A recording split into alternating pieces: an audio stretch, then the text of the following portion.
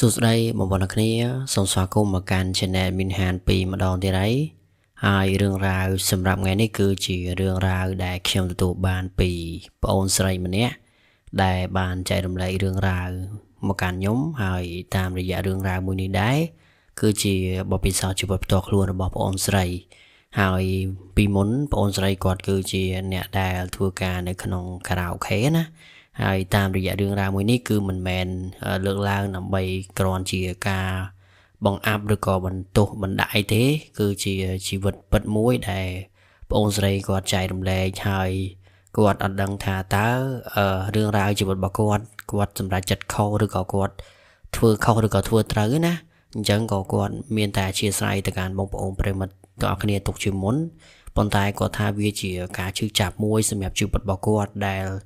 គាត់ថាតាំងពីគាត់ក្មេងមកណាគឺគាត់មិនដែលបានមានក្តីសុខឬក៏មានសុភមង្គលដូចគេទេអញ្ចឹងចង់ដឹងថាតើរឿងរ៉ាវជីវិតរបស់ប្អូនស្រីគឺគាត់បានជួបនៅរឿងរ៉ាវអីខ្លះហើយតើគាត់ចង់ចែករំលែកអំពីអ្វីខ្លះកុំឲ្យខាតពេលយើងចូលទៅស្ដាប់សាច់រឿងរបស់ប្អូនស្រីពេញទាំងអស់គ្នារឿងរ៉ាវមួយនេះគឺខ្ញុំទទួលបានពីប្អូនស្រីម្នាក់ប៉ុន្តែគាត់សូមមិនបញ្ចេញឈ្មោះនោះទេឥឡូវខ្ញុំសូមដាក់ឈ្មោះគាត់ថាសៃលក្ខទៅណាសិលាគាត់បាននិយាយអំពីរឿងរ៉ាវជីវិតដ៏កំសត់ឬក៏ជីវិតដ៏ជូរចត់របស់គាត់តាំងពីគាត់នៅក្មេងសិលាគាត់គឺជាក្មេងដែលមានឪពុកម្ដាយដូចគេដែរទេក៏ប៉ុន្តែនៅពេលដែលសិលាគាត់មានអាយុខ្ទង់ប្រហែលជា15-16ឆ្នាំពេលហ្នឹងក៏គ្រួសាររបស់សិលាគឺមានជីវភាពរំដាបខ្លាំងមែនទែនដោយសារតែពេលនោះគឺឪពុករបស់សិលាក៏ឈឺធ្ងន់ម្ដាយរបស់សិលាក៏ឈឺរបៀបថារ៉ាំរ៉ៃអញ្ចឹងណាអញ្ចឹងគឺជីវភាពរបស់សិលាគឺជួបនៅបញ្ហាច្រើនមែនតើហើយក្នុងគ្រួសារសិលាហ្នឹងគឺនិយាយទៅសិលាគាត់គឺជាកូនតូទេគឺអត់មានបងប្អូនទេអញ្ចឹងរាល់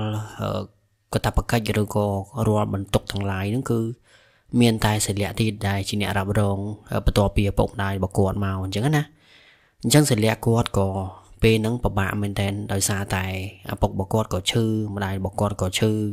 ហើយគាត់ក៏មិនអាចនឹងបន្តក្នុងការដែលរៀនសូត្របានដែរគាត់ក៏សម្រេចចិត្តក្នុងការឈប់រៀនទៅហើយគាត់ក៏ឡើងមកធ្វើការនៅក្នុងទីក្រុងភ្នំពេញប៉ុន្តែឪពុកម្ដាយរបស់គាត់ក៏មិនចង់ឲ្យគាត់មកដែរដោយសារតែ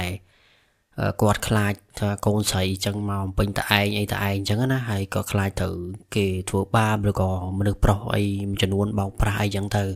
អញ្ចឹងគឺឪពុកម្ដាយរបស់គាត់ចិត្តហាមគាត់ដែរប៉ុន្តែសិលាគាត់ថាគាត់អត់មានជំរើសទេដើម្បីរកលុយជួយព្យាបាលជំងឺឪពុកផងម្ដាយផងដែលគាត់កំពុងតែពិបាកខ្លាំងអញ្ចឹងណាអញ្ចឹងគឺអត់មានជំរើសអីក្រៅពីគាត់ឡើងមកធ្វើការទេហើយពេលដែលគាត់ឡើងមកដំបងហ្នឹងគឺគាត់អត់ដឹងថាគាត់គួរតែធ្វើអីបងប្អូនដោយសារតែគាត់បានរៀនចប់ហើយចំណេះដឹងគាត់ក៏មិនខ្លាំងក្លាអីដែរអញ្ចឹងណាអញ្ចឹងពេលហ្នឹងគាត់ក៏សម្រេចចិត្តក្នុងការទៅធ្វើការនៅក្នុងរោងចក្របងប្អូនពេលដែលគាត់ទៅធ្វើការរោងចក្រហ្នឹងគឺដំបងឡើយគាត់ថាពេលហ្នឹងគឺមានការកែអាយុកែអីមិនហ្នឹងខ្ញុំមិនដឹងទេណាបងប្អូនគឺខ្ញុំអត់សុំលំអិតកន្លែងហ្នឹងទេប៉ុន្តែគាត់ថាពេលហ្នឹងគាត់ក៏ព្យាយាមសុំគេសុំអីទៅគាត់បញ្យល់គេថាគាត់ត្រូវការលុយកាក់ដើម្បីជួយព្យាបាលឪពុកម្ដាយអញ្ចឹងណាអញ្ចឹងខាងកន្លែងការងារគេហ្នឹងក៏គេសម្រួលឲ្យគាត់ចូលទៅធ្វើការទៅអញ្ចឹងសិលាគាត់ថាពេលដែលគាត់ចូលទៅធ្វើការហ្នឹងគឺគាត់ក៏នៅតែពិបាកដែរបងប្អូនដោយសារអីដោយសារតែការងារគឺត្រូវប្រចាំខែបានបើកមានន័យថាបានមួយខែបានបើកប្រាក់ខែអញ្ចឹងគាត់ត្រូវចំណាយអាការចាយវាប្រចាំថ្ងៃផងបន្ទប់ជួលផងអីផងអញ្ចឹងណាហើយការហូបចុកផងនិយាយទៅបងប្អូនសម័យរូបភាពហ្នឹងទៅគឺពិបាកមែនទែនហើយសិលាគាត់ថាពេលដែលគាត់ឡើងមកពេញហ្នឹងណាគាត់មានលុយតែសហុយឡានទេហើយសហុយឡានហ្នឹងម្ដាយរបស់គាត់គឺដកឲ្យគាត់ទៀតព្រោះម្ដាយរបស់គាត់គឺអាចនិយាយថាឪពុករបស់គាត់ឈឺហើយចំណាយលុយនិយាយទៅចំណាយទាំងអស់ពីខ្លួនណាលក់ដីលក់អីគេអកអីហ្នឹងលក់ព្យាបាលជំងឺឪពុករបស់គាត់ហ្នឹងណាគឺព្យាបាលអស់ហើយប៉ុន្តែក៏នៅតែខ្វះខាតដែរអញ្ចឹងសិលាគាត់ក៏សម្រេចចិត្តក្នុងការដែលខំមកសកលចិត្តមកធ្វើការរោងចក្រហ្នឹងគាត់ថា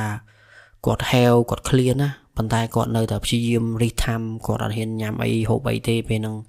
គឺទប់ធ្វើម៉េចឲ្យទៅដល់ខែអញ្ចឹងណាហើយមានពេលខ្លះទៀតហ្នឹងគឺមិត្តភ័ក្តិរបស់គាត់ហ្នឹងទិញអីញ៉ាំប៉ុន្តែគាត់ក៏ចេះតែនិយាយណាគាត់និយាយថាគាត់អត់ឃ្លានគាត់អីទេប៉ុន្តែតាមពិតគាត់ឃ្លានប៉ុន្តែគាត់មិនហ៊ានទិញមិនអីអញ្ចឹងណាព្រោះដោយសារពេលហ្នឹងអត់លុយ និយាយទៅសិលាគាត់ថាជីវិតរបស់គាត់ពេលហ្នឹងគឺពិបាកខ្លាំងមែនតើរហូតដល់គាត់បានធ្វើការបានមួយខែអញ្ចឹងទៅក៏បើកប្រាក់ខែហើយក៏ផ្ញើមកម្ដាយផ្ញើមកឪពុកនឹងដើម្បីឲ្យគាត់នឹងទិញថ្នាំមើលជំងឺមើលអីចឹងទៅប៉ុន្តែក៏នៅតែខ្វះខាតដែរដោយសារតែប្រាក់ខែដំបូងគឺពិបាកគាត់ថាពេលហ្នឹងគឺបានតិចដោយសារតែសិលាគាត់ដែរមានបទពិសោធន៍ទេអញ្ចឹងណាអញ្ចឹងគាត់ក៏ព្យាយាមតាមដែលគេហៅថាលទ្ធភាពរបស់គាត់ណាប៉ុន្តែចិត្តរបស់គាត់អាចនិយាយថាគាត់នៅតែ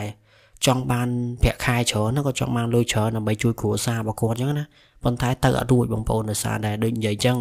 ប្រាក់ខែដំបូងគឺបានតិចតួចហើយណាមួយ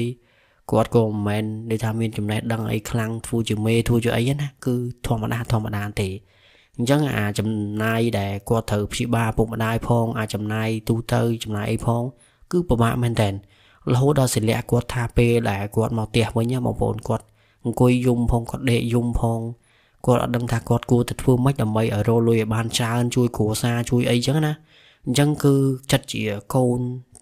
គិតដល់ពុកម្ដាយគឺសិលាគាត់ថាមិនមែនប្រហែលមានតែគាត់ទេសូម្បីតែបងប្អូនគ្រប់គ្នាក៏មានអារម្មណ៍ដូចគាត់ដែរបើសិនជានៅក្នុងស្ថានភាពដូចគាត់ណាអញ្ចឹងគាត់ក៏សម្រេចចិត្តក្នុងការដែលគេហៅថាសុំការងារគេក្រៅម៉ោងបន្ថែមគឺគាត់ថាធ្វើការងារតាមមួយកន្លែងហ្នឹងគឺអត់បានទេដល់ពេលអញ្ចឹងទៅគាត់ក៏ព្យាយាមសួរគេសួរឯងក៏សួរតាមហាងបងប្អូនតាមហាងរបៀបហាងគេផឹកស៊ីហាងអីពេលល្ងាចពេលយប់អីចឹងណាលក្ខណៈថាពេលដែលគាត់ចេញពីធ្វើការរោងចក្រមកយប់ឡើងគាត់ទៅធ្វើការហាងបន្ថែមទៀតដើម្បីរកលុយចឹងណាអញ្ចឹងពេលហ្នឹងសិលាគាត់ក៏ព្យាយាមសួរគេសួរឯងទៅប៉ុន្តែគាត់ថាសួរទៅក៏អ្នកខ្លះក៏គេឲ្យប្រាក់ខែតិចមែនតើណាអញ្ចឹងគាត់ក៏មិនធ្វើដែរគាត់ថាកន្លែងណារៀងបានគួរសមចឹងទៅរហូតដល់គាត់សួរពី3កន្លែងបានគេឲ្យគាត់ទៅធ្វើការនៅក្នុងកន្លែងផឹកស៊ីមួយបើយើងនិយាយសួរស្រាប់ទៅគឺនៅកាណាអូខេអញ្ចឹងណាហ្នឹងហើយអញ្ចឹងសិលាគាត់ថាពេលហ្នឹងគាត់ភ័យបងប្អូនពលរដ្ឋសានតែពេលហ្នឹងគាត់តែម្នាក់ឯងគាត់បងប្អូនគាត់ដើររកការងារហ្នឹងក៏ម្នាក់ឯងដែរនិយាយទៅអត់មានមិត្តភ័ក្តិណាគេជួយជំរុញគាត់ទេណាអញ្ចឹងគាត់ថាពេលហ្នឹងគាត់បថុយប្រឋានទាំងខ្លួនគាត់ជាមនុស្សស្រីហើយគាត់ក្មេងទេបងប្អូនដល់ពេលអញ្ចឹងទៅគាត់ក៏ខ្លាចនិយាយទៅគាត់ខ្លាចខ្លាំងប៉ុន្តែគាត់ថាវាអត់ឈ្នះនៅអ្វីដែលជាគេហៅថាការចំណាយឬក៏ទំនួលខុសត្រូវគឺគាត់ត្រូវតែធ្វើទាំងតែគាត់ខ្លាចហើយណាមួយគាត់ដឹងដែរគាត់ដឹងថាមានពាក្យសម្ដីមួយចំនួនណាអានេះខ្ញុំនិយាយថាអ្វីដែលសិលាគាត់ចែករំលែកទេគឺគេតែងតែនិយាយអ្នកស្រីដែលធ្វើខារ៉ាអូខេអញ្ចឹងគឺចេះចុះណាប៉ុន្តែកន្លែងហ្នឹងមិនមែនថាយើងវាតម្លៃគេទេគាត់ថាមានមតិមួយចំនួនទូចដែលគាត់មានកំណត់ថាឲ្យតែអ្នកធ្វើការនៅក្នុងខារ៉ាអូខេគឺអត់ល្អអត់អីចឹងណាសិលាគាត់ដឹងថាខ្លាចតែគាត់ធ្វើការអញ្ចឹងទៅខ្លាចគេដឹងឬក៏គ្រួសាររបស់គាត់ដឹងទៅខ្លាចតែគ្រួសាររបស់គាត់ហ្នឹងគឺរោរឿងឬក៏ស្ដីឲ្យគាត់ឬក៏អ្នកជិតខាងអីដឹងពីការងាររបស់គាត់អីចឹងណាប៉ុន្តែគាត់ថាពេលហ្នឹងគឺគាត់អត់មានជំរើសទេហើយកន្លែងដែលធ្វើការហ្នឹងក៏គេឲ្យប្រាក់ខែថ្លៃទៀតនិយាយទៅថ្លៃជាងកន្លែងដែលគាត់ធ្វើការរោងចក្រទៀតអញ្ចឹងសិលាគាត់ថាពេលហ្នឹងគាត់ក៏ចូលទៅធ្វើទៅអញ្ចឹងពេលដែលគាត់ចូលទៅធ្វើហ្នឹងគឺកន្លែងខារ៉ាអូខេកន្លែងអីហ្នឹងអាហ្នឹងខ្ញុំក៏មិននិយាយណាសិលាគាត់ក៏មិនលំអិតកន្លែងហ្នឹងដែរប៉ុន្តែបងប្អូនអាចដឹងហើយកន្លែងខារ៉ាអូខេអាហ្នឹងគឺខ្ញុំមិនលំអិតកន្លែងហ្នឹងទេប៉ុន្តែសិលាគាត់ថាពេលដែលគាត់ចូលទៅនឹងគាត់ភ័យបងប្អូនដោយសារពេលដែលគាត់ទៅជួបភ្ញៀវជួបអីចឹងណាជួបភ្ញៀវពីនេះពីនោះអញ្ចឹងទៅក៏គេចេះតែសម្លឹងណែសម្លឹងនោះអញ្ចឹងទៅអញ្ចឹងគាត់ថាពេលហ្នឹងគាត់ភ័យគាត់អីផងឯណាមួយគាត់ក្មេងគាត់ថាពេលហ្នឹងគឺអាយុប្រហែលជាខ្ទង់8 10អីដែរហើយគាត់ធ្វើការគាត់អីចឹងណាអញ្ចឹងគាត់ក៏ចូលធ្វើការនឹងគេនឹងឯងចឹងទៅហើយរហូតដល់គាត់ស្គាល់គេស្គាល់ឯង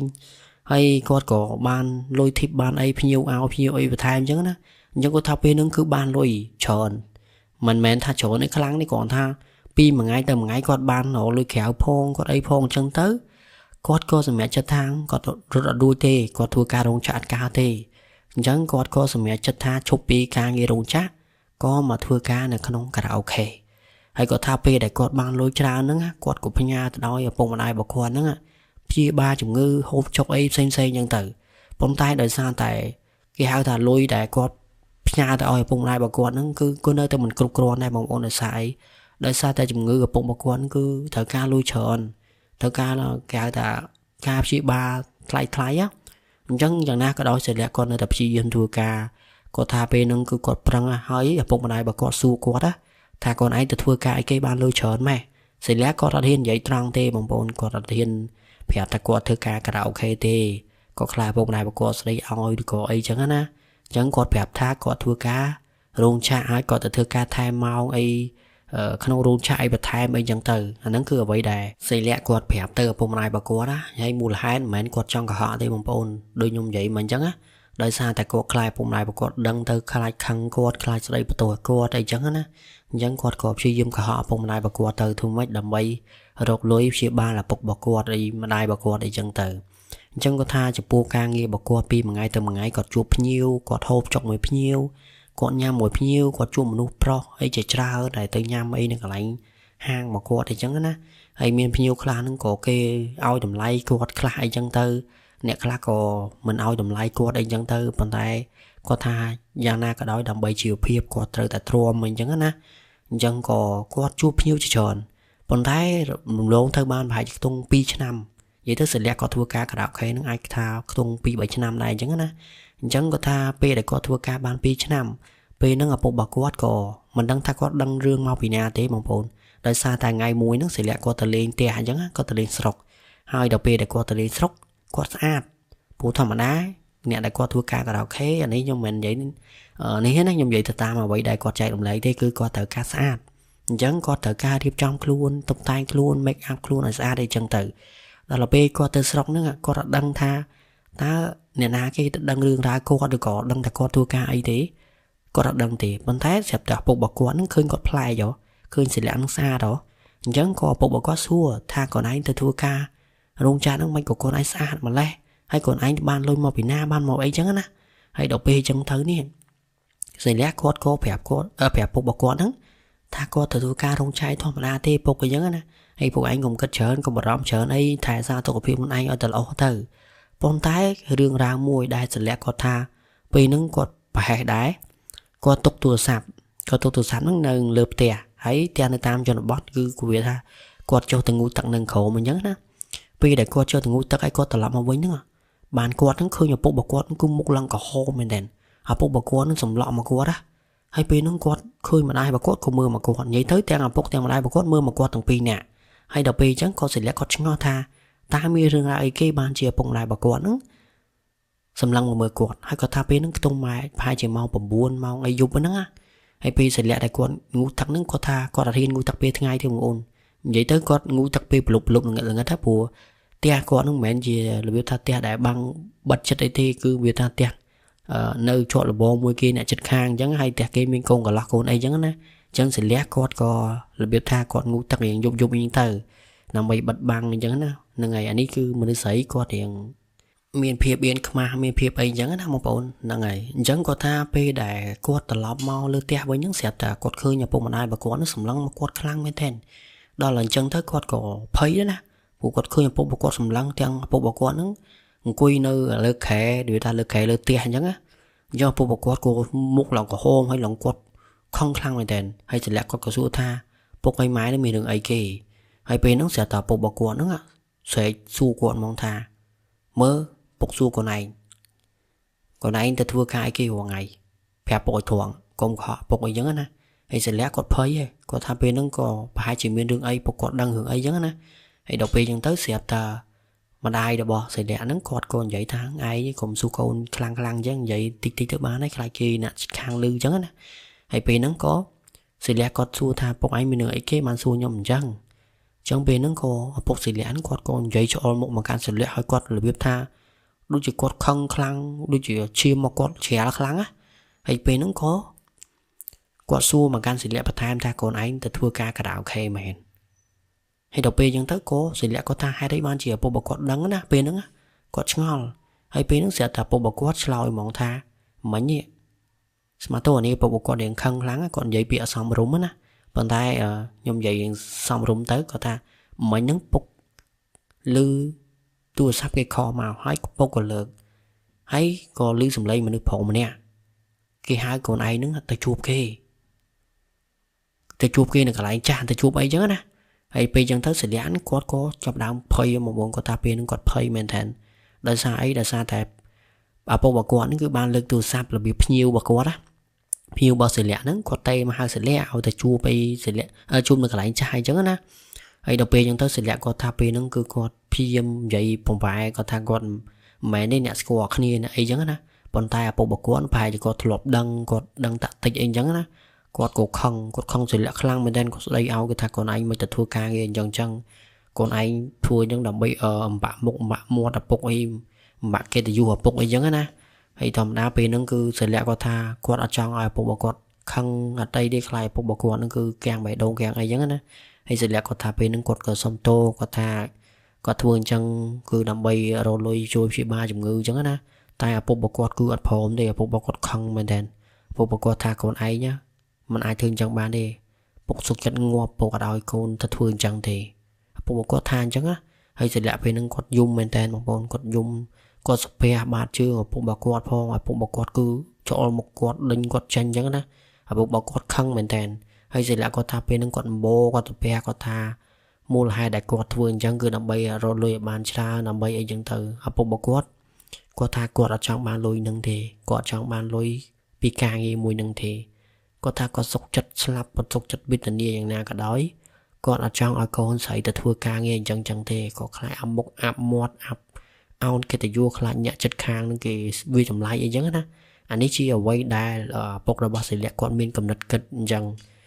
កន្លែងហ្នឹងខ្ញុំក៏មិនហ៊ាននិយាយអីដែរត្រង់ចំណុចហ្នឹងណាអញ្ចឹងបងប្អូនអាចពិចារណាដល់ខ្លួនឯងទៅប៉ុន្តែសិលាគាត់និយាយថាពេលហ្នឹងគាត់ជ្រុលធ្វើទៅហើយគាត់ក៏មិនបានទៅរបៀបថា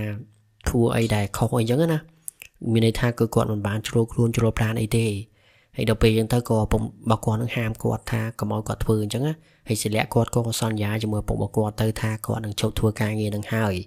គាត់ត្រឡប់ទៅវិញគាត់នឹងទៅធ្វើការអីផ្សេងក្រៅពីនឹងអញ្ចឹងណាអញ្ចឹងក៏ហើយពីនឹងទៅគាត់ក៏ឡើងទៅទីក្រុងភ្នំពេញប៉ុន្តែសិលាគាត់ក៏ធ្លាប់មានកំណត់ថាគាត់នឹងជប់ធ្វើការងារមួយនឹងដែរប៉ុន្តែពេលដែលគាត់ដឹងពីអាការៈរបស់ឪពុករបស់គាត់ពួកពេទ្យក៏បានមកខ្សឹបប្រាប់សិលាណាប្រាប់ថាឪពុករបស់សិលានឹងត្រូវការវះកាត់បន្ទាន់ត្រូវការលុយបន្ទាន់អញ្ចឹងទៅហើយលុយត្រូវការប៉ុណ្ណេះអញ្ចឹងណាអញ្ចឹងពេលហ្នឹងគឺសិលាគាត់ថាគាត់អត់ដឹងថាទៅរកលុយមកពីណាឲ្យបានលឿនអញ្ចឹងទេពេលហ្នឹងគឺពិបាកមែនតើហើយគាត់ក៏បានសន្យាជាមួយឪពុករបស់គាត់ទៀតថាគាត់នឹងជប់ទៅធ្វើការងារនឹងហើយអញ្ចឹងកន្លែងហ្នឹងពេលសិលាគាត់គិតចុះគិតឡើងគឺគាត់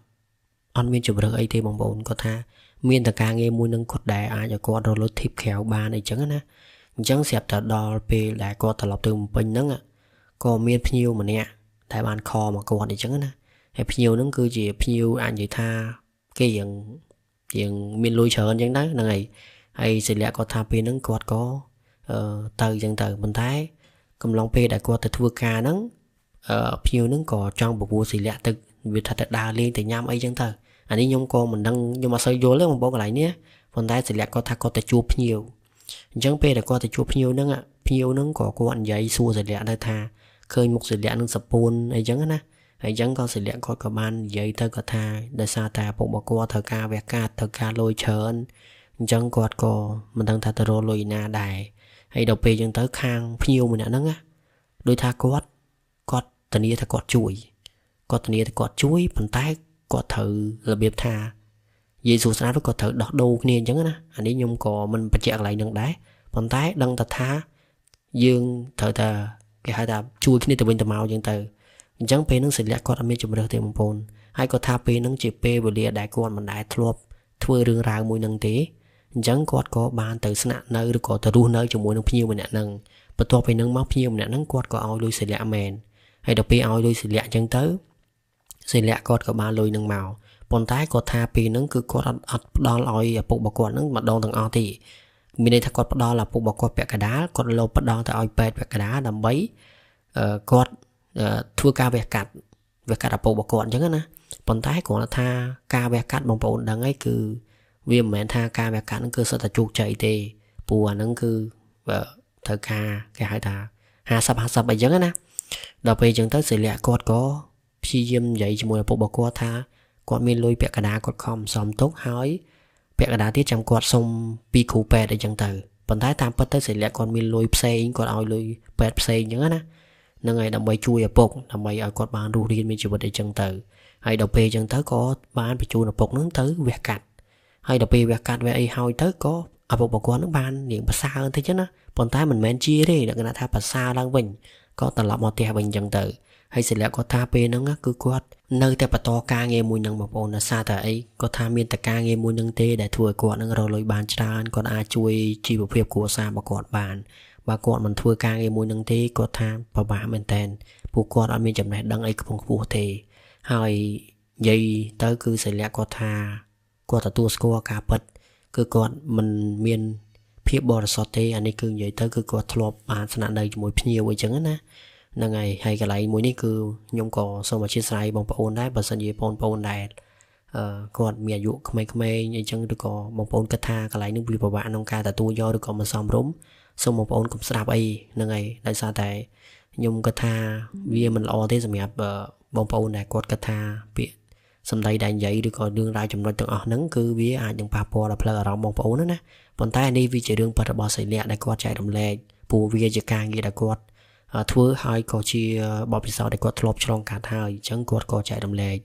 ហើយគាត់ថាបន្ទាប់ពីនឹងមកទៀតគាត់ក៏ព្យាយាមធ្វើការហ្នឹងគាត់លាក់ពីឪពុករបស់គាត់ហើយបន្ទាប់ពីឪពុករបស់គាត់ហ្នឹងក៏បានមកស្នាក់នៅផ្ទះមួយរយៈទៅស្រាប់តែដល់ពេលដែលក្នុងថ្ងៃមួយសិលាគាត់ត្រឡប់ទៅផ្ទះវិញទៅលេងស្រុកណាព្រោះដោយសារតែពេលខ្លះគាត់ក៏នឹកឪពុកម្ដាយគាត់យកលុយទៅជូនឪពុកម្ដាយអញ្ចឹងទៅប៉ុន្តែគាត់ថាពេលហ្នឹងគឺគាត់ព្យាយាមលាក់មែនតើសូម្បីតែទូរស័ព្ទក៏គាត់អត់ឲ្យឪពុករបស់គាត់ដឹងឬក៏គាត់អត់ទុកនៅចោលហើយគឺគាត់យកតាមខ្លួនរហូតប៉ុន្តែរឿងរ៉ាវមួយដែលសិលាគាត់ថាពេលហ្នឹងគឺគាត់អត់ដឹងថាឪពុករបស់គាត់នឹងតាមដានគាត់ទេបងប្អូនពេលហ្នឹងរបៀបថាពេលយប់គាត់ក៏ចូលគេងពេលដែលគាត់ចូលគេងហ្នឹងគាត់អត់ដឹងថាឪពុករបស់គាត់ហ្នឹងគឺមកបន្ទប់របស់គាត់ពេលណាទេព្រោះផ្ទះរបស់គាត់ហ្នឹងគឺបែងចែកបន្ទប់ផ្សេងអញ្ចឹងវាថាសិលាគាត់គេងនៅបន្ទប់ផ្សេងមួយអញ្ចឹងទៅប៉ុន្តែពេលដែលគាត់ភ្ញាក់ពីទំនេរឡើងគាត់ថាពេលហ្នឹងគឺគាត់អត់ឃើញទូរស័ព្ទរបស់គាត់ពេលដែលគាត់ងើបមកគាត់ថាបាត់ទូរស័ព្ទរបស់គាត់ឆឹងគាត់ក៏ដើរទៅរកពេលដែលគាត់ដើរទៅរកគាត់ក៏ឃើញទូរស័ព្ទនៅក្បែរឪពុករបស់គាត់ប៉ុន្តែភ្លាមហ្នឹងឪពុករបស់គាត់អត់និយាយអីទេរហូតដល់ពេលដែលមកផែជា7ពេលហ្នឹងពេលបាយពេលព្រឹកណាគេហៅបាយកកពេលព្រឹកពេលហ្នឹងក៏ឪពុករបស់គាត់សួរថាកូនឯងហ្នឹងនៅតែធ្វើការងារនឹងទៀតមែនហើយដល់ពេលអញ្ចឹងទៅសិលាគាត់ថាគាត់ឈប់ធ្វើការងារនឹងហើយប៉ុន្តែពេលហ្នឹងគឺឪពុករបស់គាត់ថាគាត់អត់ជឿទេថាសិលានឹងកុហកគាត់នៅតែធ្វើការងារនឹងដដែលគាត់ថាគាត់អត់ចង់បានលុយនឹងទេគាត់ថាបើសិនជាលុយនឹងគាត់ដឹងថាលុយនឹងជាលុយដែលសិលារកពីការងារមួយហ្នឹងគឺគាត់សុខចិត្តគាត់ស្មានទៅគាត់ងាប់ហ្មងគាត់ថាគាត់ងាប់ហ្មងទៅមិនបាច់ចាំមើលគាត់ទេគាត់អត់ចង់បានអញ្ចឹងទេពេលដែលអញ្ចឹងសិលាគាត់យំមែនតើគាត់ថាគាត់មិនមែនចង់ធ្វើអញ្ចឹងទេប៉ុន្តែគាត់អាណិតឪពុកអាណិតអីចឹងណាគាត់ចង់ឲ្យពុកមានជីវិតរស់នៅអីចឹងទៅគាត់ចង់ឃើញមុខឪពុកគាត់ចង់បានមុខឪពុកទេប៉ុន្តែឪពុករបស់គាត់និយាយទៅគឺគាត់រឹងណាគាត់របៀបថាគាត់អត់ចង់ឲ្យកូនគាត់ធ្វើការងារនឹងទេដាច់ខាតប៉ុន្តែម្ដាយរបស់គាត់ចេះតែវល់ដែររហូតដល់ពេលដែលឪពុករបស់គាត់ខឹងខ្លាំងហើយនោះឡើងជឿមខ្លាំងមែនតើរហូតដល់គាត់ច្រាលរបៀបថាដូចជាចង់បុកទៅបេះដូងអញ្ចឹងណាពេលហ្នឹងក៏សិលាគាត់ភ័យខ្លាំងមែនតើគាត់ក៏បានខកហៅឡើងពេទ្យហៅអីទៅហើយក៏បញ្ជូនទៅសង្គ្រោះបន្ទាន់អញ្ចឹងទៅពេលដែលទៅដល់សង្គ្រោះបន្ទាន់គឺពេទ្យក៏បាននិយាយថាមកពីគាត់ខឹងខ្លាំងអីចឹងណាហើយពេទ្យបានផ្ដាំដែរថាកុំឲ្យគាត់ខឹងខ្លាំងកុំឲ្យអីចឹងណាហើយដល់ពេលអញ្ចឹងទៅក៏សិលាគាត់ភ័យពេលហ្នឹងគាត់ថា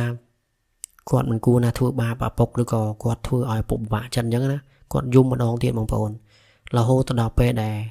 សង្គ្រោះបន្ទាន់ហ្នឹងក៏បាននិយាយប្រាប់ថាពុករបស់សិលាហ្នឹងគឺអត់មានសង្ឃឹមទេគឺអត់មានសង្ឃឹមទេដោយសារតែគឺវាថា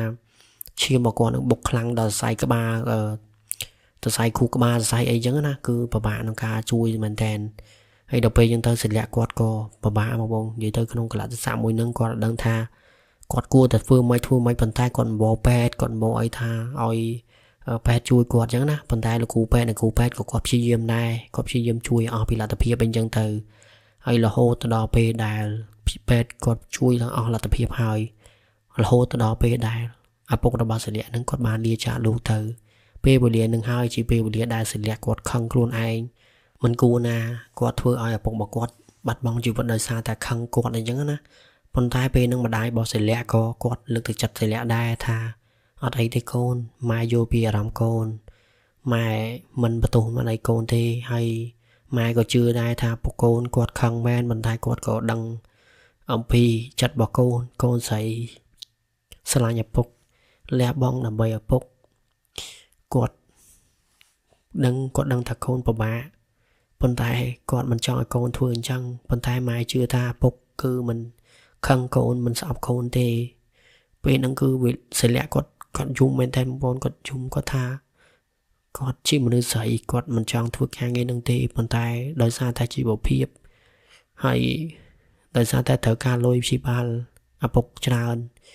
ហើយចឹងពេលហ្នឹងគឺគាត់យំគាត់សុំទោសម្ដាយសុំទោសសពឪពុករបស់គាត់ហើយពេលដែលបូជាសពឪពុករបស់គាត់ហើយនឹងគាត់ក៏សន្យាថាគាត់នឹងឈប់ធ្វើការងារនឹងហើយពេលដែលម្ដងពេញមែនបងប្អូនគាត់ឈប់មែន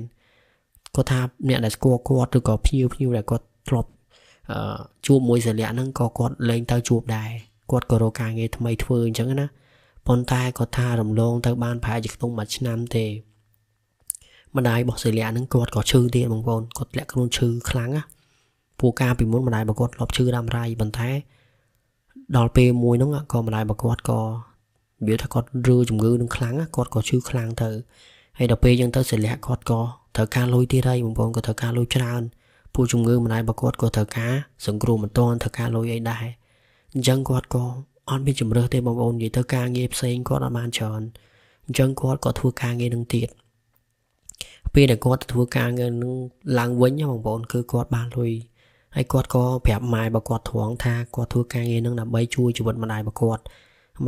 ក៏មិនស្ដីបន្ទោសគាត់ដែរបងប្អូនអត់ស្ដីបន្ទោសគាត់ទេរហូតដល់ពេលដែលគាត់ព្យាយាមជួយសង្គ្រោះជីវិតម្ដាយរបស់គាត់ទៅម្ដាយរបស់គាត់ក៏បានរួចផុតពីជំងឺមួយហ្នឹងប៉ុន្តែមិនមែនជាទេបងប្អូនរហូតដល់ក្នុងថ្ងៃមួយសិលាហ្នឹងគាត់ក៏បានទៅជួបភ្ញៀវប៉ុន្តែគាត់ថាភ្ញៀវមួយហ្នឹងគឺពិបាកមែនតើអត់ដូចភ្ញៀវផ្សេងទេភ្ញៀវមួយហ្នឹងគឺគាត់របៀបថាគាត់បខំសិលាគាត់បខំអីរស់នៅមួយសិលាអីចឹងណាហើយគាត់ថាភ្ញៀវផ្សេងពីមុនមកមិនដែលបខំគាត់អញ្ចឹងទេប៉ុន្តែភ្ញៀវលើកហ្នឹងគឺពិបាកបខំគាត់ហើយមិនការពារទៀតគាត់ថាពេលហ្នឹងគឺគាត់ពិបាកចិត្តមែនតើប៉ុន្តែគាត់បានព្យាយាមប្រើថ្នាំអីដើម្បីការពារអីចឹងណាអញ្ចឹងគាត់ក៏គិតថាអត់មានអីដែរប៉ុន្តែគាត់ថារំលងទៅបានប្រហែលជាខ្ទង់ 2-3 ខែក្រោយមកពេលហ្នឹងគាត់ក៏មានអាការៈប្លែកមានអាការៈដែលគាត់វិលមុខគាត់រកក្អួតគាត់ចង្អោយអញ្ចឹងណាហើយដល់ពេលអញ្ចឹងទៅគាត់ក៏ទៅពិនិត្យទឹកនោមពេលដែលគាត់ទៅពិនិត្យទឹកនោមបានគាត់ដឹងថាគាត់ហ្នឹងគឺមានកូនហើយដល់ពេលដែលគាត់មានកូនអញ្ចឹងបងប្អូនពេលហ្នឹងគាត់ក៏ភ័យមែនតើគាត់ថាពេលហ្នឹងគឺគាត់មិនចង់យកកូនចេញទេនិយាយទៅគាត់ថាខ្លាចបាបកម្មខ្លាចអីចឹងណាហើយពេលហ្នឹងក៏គាត់ព្យាយាមលាក់បាំងពីម្ដាយរបស់គាត់ដែរប៉ុន្តែស្រាប់តែមិនដឹងថាយ៉ាងម៉េចបងប្អូនម្ដាយរបស់គាត់គឺហៅគាត់ឲ្យទៅលេងស្រុកចំមកពេលដែលគាត់មានបញ្ហាហ្នឹងហើយគាត់ព្យាយាមនិយាយថាគាត់របួសការងារប៉ុន្តែម្ដាយរបស់គាត់ថាគាត់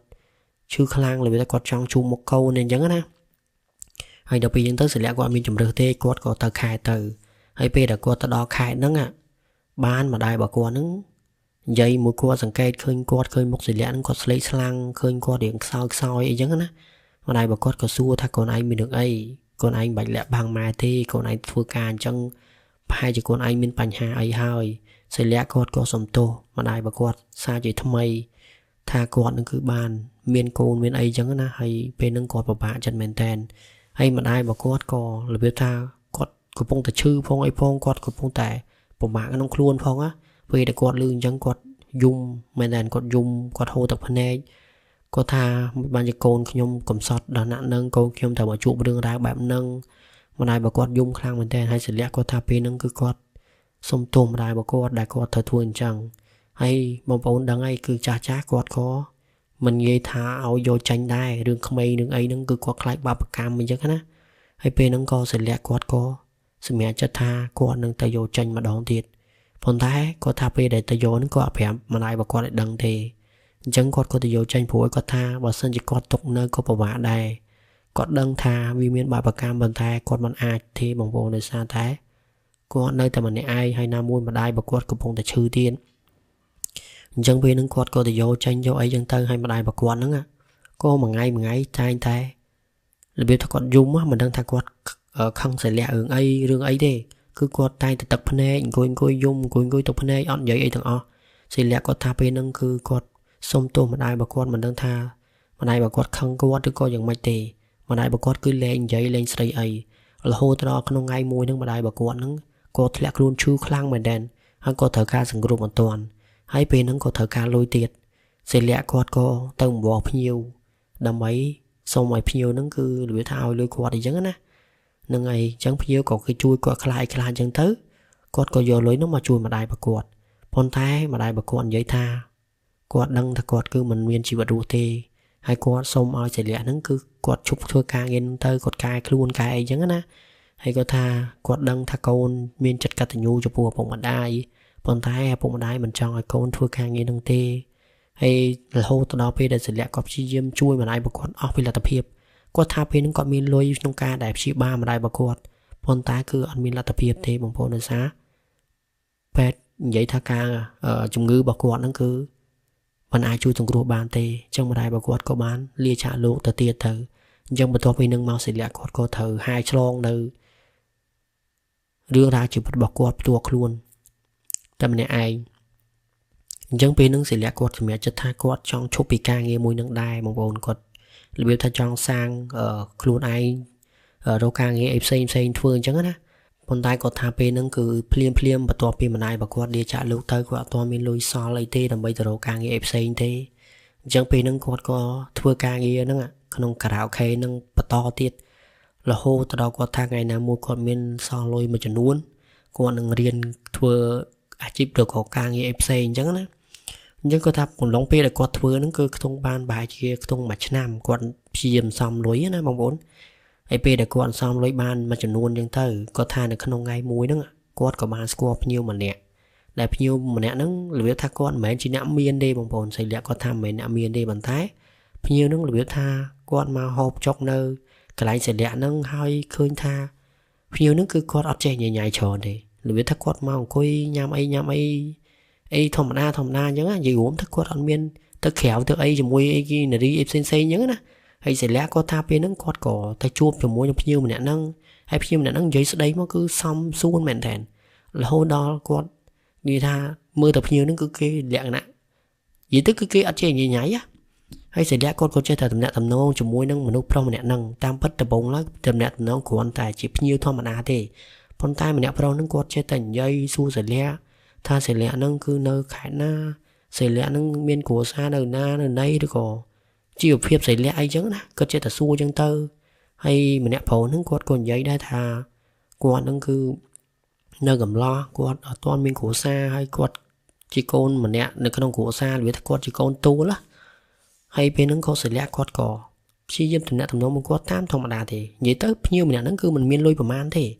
ta sẽ lẽ quạt tha có sẽ lại là tại cho đặng mình được nè nâng cứ tha quạt ở trên nhảy chở nè còn vậy đấy mà cứ quạt đằng mỏng vậy tôi tập nhiều những quạt sờ băng quạt ấy mấy bàn tay quạt ở trên nhảy được nhiều khá để quạt lọp chụp thì đó là pe chúng ta có quạt tẹt thôn đi là hốt bằng cái tung bài chỉ bay được buồn khải nhiều mà nè phổ nó quạt có và buồn sẽ lẽ nó tình nhám ấy nó khéo ấy chẳng nè hay sẽ lẽ quạt có đuổi tha rộp an nhiều nó cứ biết mình được rộp an cái thòng mà đa chẳng có tình nhám ấy nó khéo yên thòng đa chẳng tự là hốt đó không ngày mùi nó nhiều phổ nó quạt có vậy cho mùi nó sẽ lẽ tha cho ai sẽ lẽ nó cứ chụp bị ca nghe nâng từ là biết tha chụp ca nghe nâng tới chấm ở tờ đồ ca nghiệp xe hay chấm ở một nụ phồng nè nâng quạt cò ai vậy tha riêng ca chụp mùi nâng sẽ lẽ chẳng nè vì tha cho ai sẽ lẽ nâng công thua ca nghe nâng to tiết ấy chấm tờ đồ ca nghiệp xe tới chấm gọi riêng ca riêng ấy cai luôn vậy chú sẽ nắp á cai luôn cai chụp thua ca nên nâng tới có tu giờ một nụ phồng nè nâng á chẳng biết nó sẽ lẽ quạt có cất đai từ bộ nói nè có thạc lại một nụ phồng nè nâng con thành dây anh bên tầm nước kho thử anh chẳng thử quạt ở toàn chụp tề bàn tay mà đâu phồng này nó có chơi diêm thua từng vừa là o mà can sẽ lẽ có chơi diêm an tha quạt nâng trôi tới đây từng đăng sẽ lẽ anh chẳng thử hay có sang à có chụp mũi kia xong ta mà ra oi sẽ lẽ nó có chụp thơ ca nơi không cả đạo khe nâng từ đòi phê chẳng tới sẽ lẽ nó quạt có mẹ chết đó nè có mẹ chết ba thà có nâng chụp thua ca nghe nâng hơi hay là xa quạt có mình trong thua ca nghe nâng đai có chọn thua ca nghe đôi kia đôi anh tham thọ mà đa chứ nè là hô tao đo ngày mùi nắng មនុស្សប្រុសម្នាក់ហ្នឹងក៏បានបបួលសិលាហ្នឹងទៅនៅជួផ្ទះគេនៅជាមួយនឹងម្នាក់ប្រុសហ្នឹងអញ្ចឹងណាជាភ្ញៀវហ្នឹងណាអញ្ចឹងក៏គាត់ទៅនៅជាមួយគ្នាអញ្ចឹងទៅហើយពេលដែលនៅមួយគ្នាហ្នឹងគឺពីរអ្នកគាត់ស្រឡាញ់គ្នាសិលាថាមនុស្សប្រុសម្នាក់ហ្នឹងគឺស្រឡាញ់គាត់ take care គាត់ហើយគាត់ក៏នៅផ្ទះពេលហ្នឹងគាត់អត់មានការងារធ្វើទេប៉ុន្តែសិលាគាត់ថាគាត់នឹងព្យាយាមធ្វើខ្លួនឯងឲ្យល្អគាត់នៅផ្ទះគាត់បោកកៅអៅឲ្យម្នាក់ប្រុសហ្នឹងគាត់ទៅធ្វើការអញ្ចឹងណាហើយគាត់ស្ដាំស្លគាត់ព្យាយាមបោកកៅអៅបោកអីសម្បត្តិផ្ទះជួផ្ទះអីដែលគាត់នៅជាមួយនឹងមនុស្សប្រុសម្នាក់ហ្នឹងហើយពេលហ្នឹងគាត់ហៅប្តីហៅអីហើយនិយាយថាហៅប្តីហៅប្រពន្ធគ្នាអញ្ចឹងណាអញ្ចឹងពេលហ្នឹងគាត់ព្យាយាមធ្វើខ្លួនឯងឲ្យល្អមែនតើរហូតទៅដល់ពេលដែលគាត់រស់នៅជាមួយនឹងមនុស្សប្រុសម្នាក់ហ្នឹងបានប្រហែលជាខ្ទង់មួយឆ្នាំហើយពេលដែលនៅបានមួយឆ្នាំហើយគឺមនុស្សប្រុសម្នាក់ហ្នឹងគឺគាត់ចាប់ផ្ដើមប្រែចរិតប៉ុន្តែបើជាអតីតឋានចេះសិលាគឺមីងរបស់គាត់ដែលនៅស្រុកកណ្ដាលមីងរបស់សិលាហ្នឹងហើយពូរបស់សិលាហ្នឹងក៏បានដឹងឮដែរថាសិលាហ្នឹងមានទំនាក់ទំនងជាមួយម្នាក់ប្រុសហ្នឹងហើយពេលមានម្នាក់នោះមួយប្រុសហ្នឹងគឺវាថាពួកគាត់និយាយគ្នាហើយថាពួកនឹងសំលុយថ្ងៃណាមួយពួកគាត់ហ្នឹងនឹងនិយាយថាចូលស្ដីដណ្ដឹងឬក៏គាត់រៀបការជាមួយគ្នាយ៉ាងចឹងទៅប៉ុន្តែអារឿងដែលគាត់រស់នៅមួយគ្នានេះគឺសិលាគាត់បាននិយាយប្រាប់ពូមីងរបស់គាត់ទេគាត់ថាគ្រួសារទាំងសងខាងទាំងឪពុកម្ដាយរបស់មនុស្សប្រុសម្នាក់ហ្នឹងក៏ដឹងថាសិលាហ្នឹងគឺស្រឡាញ់គ្នាជាមួយនឹងកូនគាត់ដែរប៉ុន្តែឪពុកម្ដាយទាំងសងខាងឬក៏អាណាព្យាបាលទាំងសងខាងហ្នឹងគឺគាត់អត់មានចំទោសអីទេប៉ុន្តែគាត់បញ្ជាក់ថាពេលហ្នឹងគឺសិលាគាត់អត់ដឹងទេថាតើមនុស្សប្រុសម្នាក់ហ្នឹងឬក៏អាចនិយាយថាជាប្តីរបស់គាត់ចុះទៅប្រាប់ឪពុកម្ដាយរបស់គាត់នោះថាតើសិលាហ្នឹងគាត់មានប្រវត្តិបែបណាឬក៏គាត់ធ្លាប់ធ្វើការាអូខេហ្នឹងគាត់បានប្រាប់រឿងហ្នឹងអត់ឬក៏អត់ទេណាសិលាគាត់ដឹងទេប៉ុន្តែពេលដែលរស់នៅមួយគ្នាបានមួយឆ្នាំសិលាគាត់ថាប្តីរបស់គាត់គឺចាប់ផ្ដើមប្រែចរិតលក្ខណៈថាគាត់គឺទៅដើរលេងហើយសិលាគាត់ចាប់បានថាប្តីរបស់គាត់លេងឆាតមួយគេផ្សេងអីមនុស្សស្រីផ្សេងអញ្ចឹងហើយដើរលេងផឹកស៊ីអីចឹងទៅហើយពេលដែលសិលាគាត់រករឿងបងប្អូនគាត់ធម្មតាមនុស្សស្រីគាត់តែងតែប្រចាស់ហ្នឹងមែនទេគាត់ឃើញប្តីរបស់គាត់ឬក៏សង្សាររបស់គាត់នឹងទៅមានស្រីផ្សេងមិនគាត់ប្រចាស់ហើយពេលដែលគាត់ប្រចាស់គាត់រករឿងអីចឹងទៅប្តីរបស់គាត់នឹងគឺរត់ចេញពីផ្ទះហ្មងនិយាយទៅគឺអត់មានប្រាប់មូលហេតុគាត់ថាទៅណាទៅណីទេគឺរត់ចេញទៅផ្ទះបាត់ហ្មងហើយពេលដែលរត់ចេញពីផ្ទះបាត់ហ្នឹងខាងឪពុកម្ដាយរបស់ខាងប្រុសហ្នឹងមានន័យថាឪពុកម្ដាយរបស់ប្តីរបស់សិលាហ្នឹងក៏គាត់មកបន្ទោសសិលាថាមកពីសិលាហ្នឹងគឺអត់គឺវាថាអត់ចេះមើលកូនគាត់ឬក៏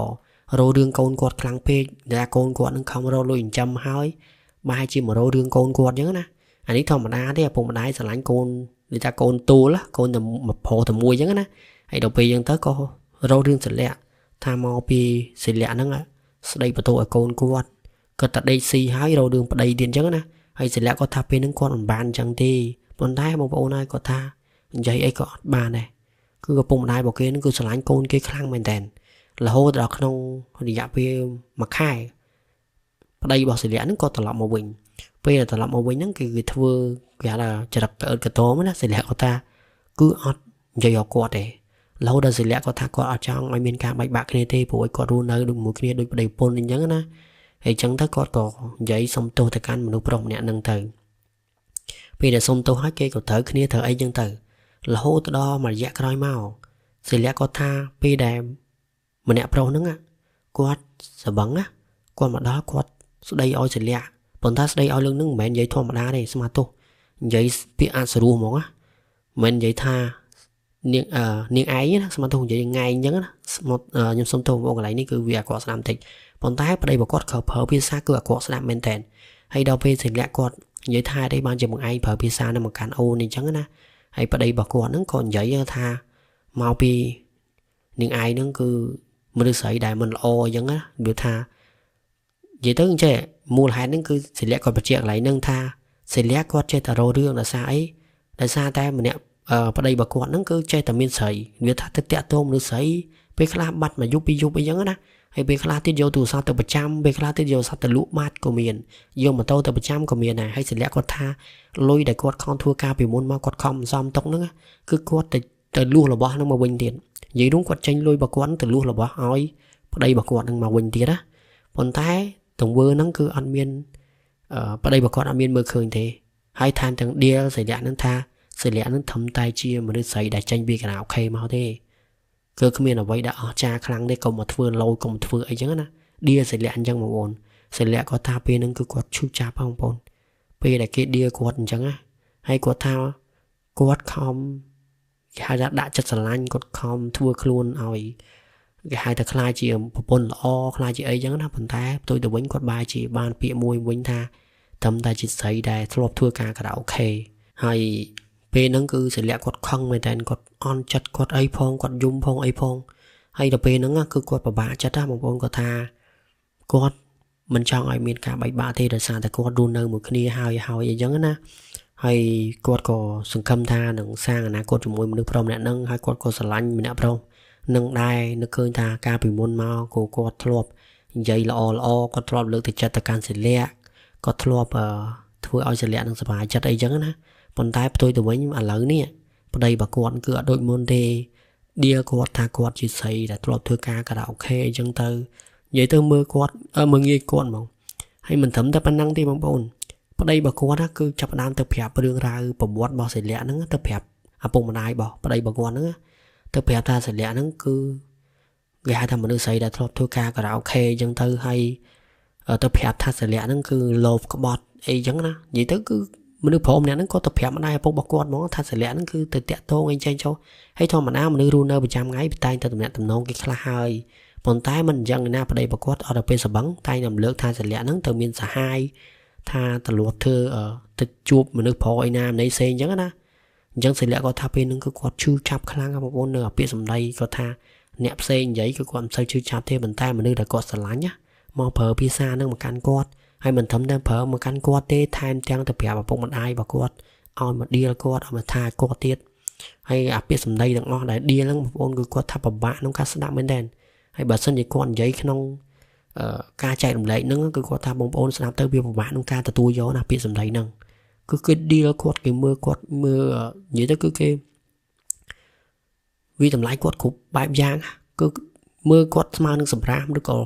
លើសសម្រាមទៀតអញ្ចឹងអារឿងរ៉ាវទាំងអស់ហ្នឹងដែលសិលាគាត់យំគាត់ឈឺចាប់ណាបងប្អូនហើយគាត់ថាមនុស្សយើងគឺគ្មានអ្វីដែលឈឺចាប់ជាងការដែលគេមាក់ងាយឬក៏ពាក្យសម្ដីដែលគេ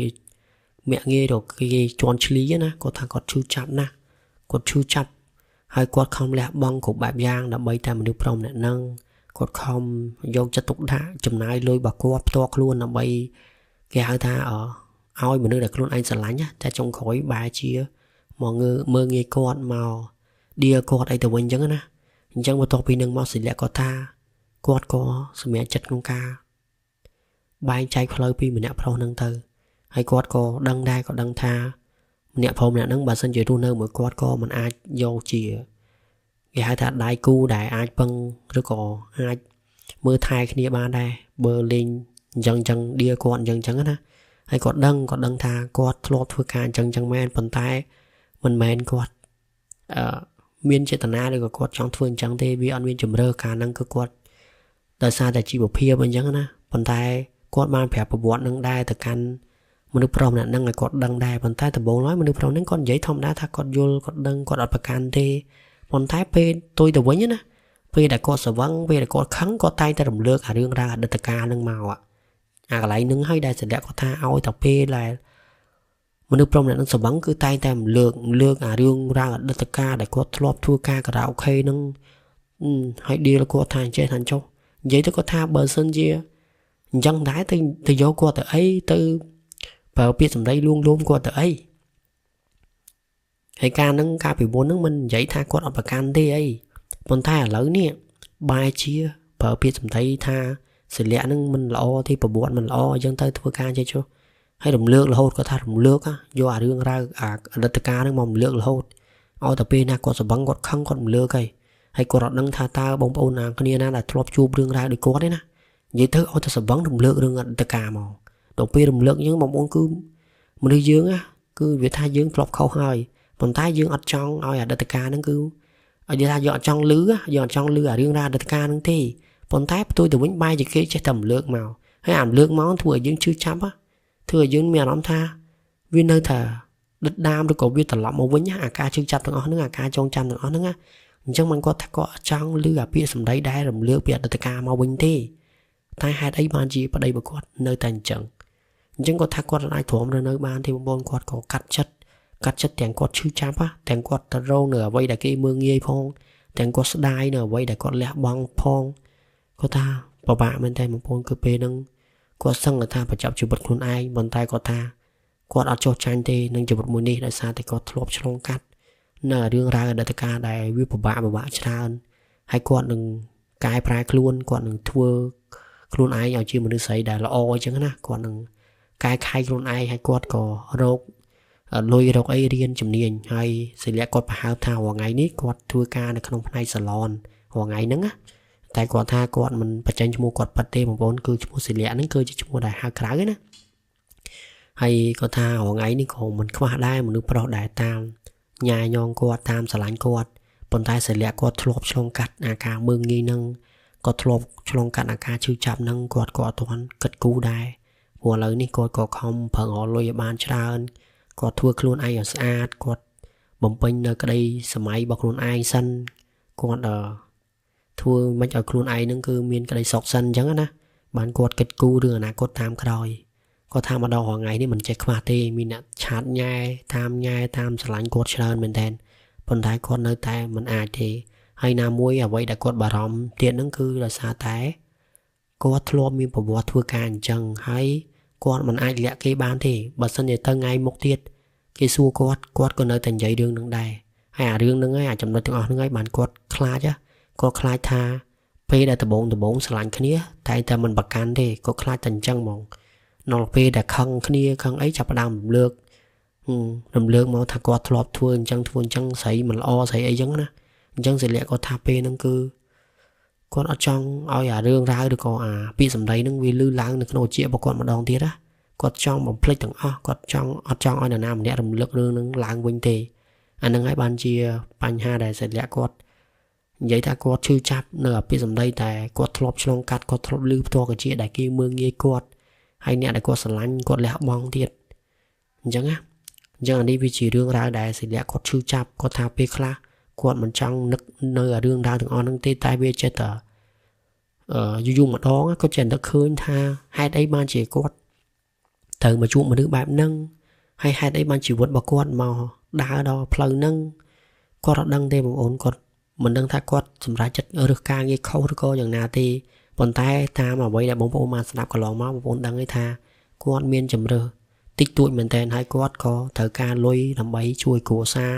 ព្យាបាលឪពុកម្ដាយរបស់គាត់ដែរអញ្ចឹងត្រង់កន្លែងហ្នឹងបងប្អូនអាចនឹងជួយជាច្បងក៏បានដែរថាបើសិនជាគាត់ធ្វើនឹងខុសអាហ្នឹងគាត់ក៏មិនហ៊ាននិយាយថាគាត់ត្រូវដែរប៉ុន្តែវាជាតម្រូវការដែលគាត់អត់អាចប្រកែកបានដែលគាត់ត្រូវការនិយាយរួមគាត់ត្រូវការលុយជួយគ្រួសាររបស់គាត់ណាអញ្ចឹងគឺ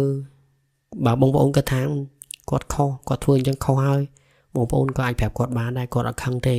ប៉ុន្តែវាជារឿងដែលគាត់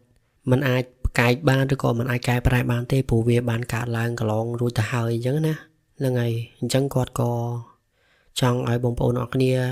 ជួយផ្ដល់យោបល់ជួយជាមតិផងថាតើកន្លងមកនេះដែលគាត់សម្រេចចិត្តនេះវាខុសឬក៏ត្រូវហើយតើគាត់សមទេដែលត្រូវគេវាតម្លៃក៏គេមើងងាយគាត់បែបហ្នឹងវាត្រូវមែនឬក៏អត់ហើយគាត់គ្រាន់តែធ្វើនេះដើម្បីជួយគ្រួសាររបស់គាត់ដើម្បីជួយព្យាបាលឪពុកម្ដាយរបស់គាត់តើគាត់ខុសដែរមែនអញ្ចឹងគាត់ក៏ចង់ដឹងមតិពីបងប្អូនព្រោះថារឿងនេះគាត់លាក់យូរហើយបងប្អូនគាត់អត់ដែលបានប្រាប់អ្នកណាទេគឺគាត់លាក់ទុកក្នុងចិត្តរបស់គាត់ប៉ុន្តែគាត់ថាពេលដែលគាត់បានស្ដាប់រឿងរ៉ាវដែលខ្ញុំបានចែករំលែករឿងរ៉ាវជីវិតកន្លងមកគាត់ក៏ពិបាកក្នុងការទ្រាំណាគាត់ក៏សម្រេចចិត្តក្នុងការចែករំលែករឿងហ្នឹងមកកាន់ខ្ញុំដើម្បីឲ្យគាត់បានធូរទ្រូងហើយគាត់ចង់ឲ្យបងប្អូនទាំងអស់គ្នាដឹងអំពីទុក្ខកង្វល់របស់គាត់អំពីបញ្ហារបស់គាត់ដែលកន្លងមកដែលគាត់មិនអាចហាមាត់បានណាហើយការឈឺចាប់របស់គាត់ជាមនុស្សស្រីដែលគាត់ត្រូវតស៊ូលះបង់គ្រប់បែបយ៉ាងដើម្បីគ្រួសារផ្ទុយទៅវិញនៅពេលដែលគាត់បានជួបមនុស្សប្រុសហើយមនុស្សប្រុសហ្នឹងក៏មើងងាយគាត់អត់ឲ្យតម្លៃគាត់រំលើកនៅរឿងរ៉ាវអតីតកាលគាត់ហើយមិនត្រឹមតែប៉ុណ្ណឹងទេថែមទាំងឪពុកម្ដាយខាងមនុស្សប្រុសដែលគាត់ស្រឡាញ់ហ្នឹងក៏មើងងាយគាត់ទៀតនិយាយទៅគឺគាត់ជួបទុក្ខច្រើនមែនទែននៅក្នុងជីវិតរបស់គាត់ហើយមកដល់បច្ចុប្បន្ននេះគាត់ក៏នៅតែភ័យខ្លាចតើថ្ងៃមុខទៅនៅពេលដែលគាត់មានគ្រួសារពេលដែលគេដឹងរឿងរ៉ាវប្រវត្តិរបស់គាត់ថាគាត់ធ្លាប់ធ្វើការអញ្ចឹងតើគេនឹងអាច vì tầm lại quạt tiết on rồi có cô ở cái ai từ tôi vô quạt ban tiết on là nó cứ chưa vậy đại quạt nơi tại phơi nơi tại khai cho những á dân là đi về chia ca bà rong muối về chia trùng ngò muối đai đai sẽ lẽ quạt trong xua từ ngàn bông bồn bền một ngọc kia hai tròn bông bồn ngọc kia chui đào cho bò mưa thằng ta từng ngày một tiết ta quạt cua tài ở đâu mà được đài có xà lanh rồi có xà lanh quạt rồi có quạt mình ai vô của xa ấy ban những quạt trong xua thành trẻ ta quạt cua thể miền ở đây rồi có quạt nơi sinh có thì mình ai những anh ấy sầm đu quạt điện play thích quạt trong xua ta bật sân chỉ quạt vô tới cua thì vô cái lại nữa nhưng thường là ôn vô hay mình bỏ lên á nên ngày có trong xua ta quạt cua thì vô đây mình đây thành trắng á nên ngày bà sân chỉ quạt vô đây có khaiแต่đây bà quạt nó cứ đầm lơ cầm pì ở đường ra nó pì để quạt khăng pì để quạt sờ băng cái trắng á anh ấy chia sầm nụ bà quạt bàn tay nhưng thực ra bóng bồn mình bỏ lên lại nữa nên ngày cứ chia vậy đại quạt trong xua thì cả một bồn ta quạt ai đừng vô đây được có quạt cua ta mình vô đây mòn từ nơi đó chạm mòn từ để xa tại quạt ở trong lưu bị sầm đây nắng á bóng bồn nên ngày ok chân đường ra rồi bỏ xây lẹ cứ miền tập năng tê hai chân bóng bồn ai chờ chui vào đó cho bò mà can quạt ban ta quạt nâng comment hay quạt cua thì vô đây được quạt cua thì nơi sinh có nó hô tư hay có tha pe đã con vô ở đây nó còn bảo rong khai từ cái mương ấy quạt khai từ cái rầm lơ cái bị ăn đất bạc quạt chứ á có thao từ lư rầm lơ biệt ở từ cao mà quạt cứ quạt chữ chắp khăn mình thèn nhưng mình quạt mình trong ao kia rầm lơ á là ngày trong một bộ này bắt đầu cho bò mà can quạt bán đó nè hay muốn được cho video này nhung có xong mà chia sẻ từ can một bộ nó kia đại chia mà tra sai rương phong đai đời sao mà dạ đi nhung mà sơ bàn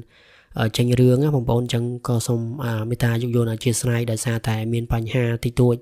chân sẽ không tham một bộ nâng dục vô hai nâng mình plek admin đấy á nâng ngày hay có xong mà chia sẻ một bộ nó kia phong đai rồi một có không ca vậy sau đây không